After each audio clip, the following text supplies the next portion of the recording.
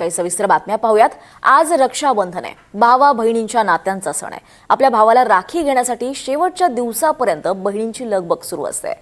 भंडारा जिल्ह्यात रक्षाबंधनाच्या पार्श्वभूमीवर बाजारपेठा रंगीबेरंगी आणि आकर्षक राख्यांनी सजल्यात। राखी खरेदीसाठी महिला आणि मुलींची बाजारात मोठी गर्दी पाहायला मिळते आहे।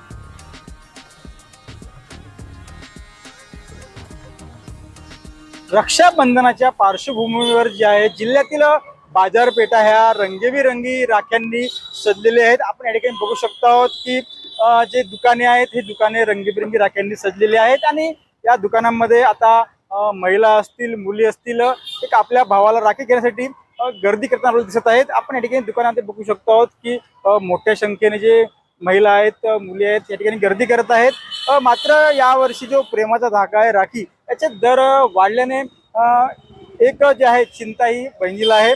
आणि आता आपल्यासोबत अशाच काही बहिणी आहेत ज्या आपल्या भावाची राखी घ्यायला आल्या आहेत। ताई, काय सांगाल, आता आपण या ठिकाणी राखी घ्यायला आल्या आहेत, राखी कसे आहेत? राख्या तर यांचं कलेक्शन खूप छान आहे, राख्या खूप छान आहेत, पण दरचा जर विचार केला तर मागच्या वर्षीपेक्षा यावर्षी थोड्या महागच झालेल्या आहेत।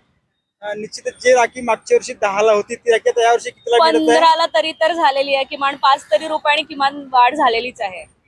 निश्चितच जे आहे यावर्षी राख्यांचे दर वाढल्यामुळे जे आहे लाडक्या बहिणींना जो आहे प्रेमाचा धागा आहे जे भावाला बांधतात तो आता कच्च्या मालाच्या किमती वाढल्यामुळे त्या महाग झालेल्या आहेत आणि आता याचा फटकाही महिलांना बसत आहे। अभय भुते, NDTV मराठी, भंडारा।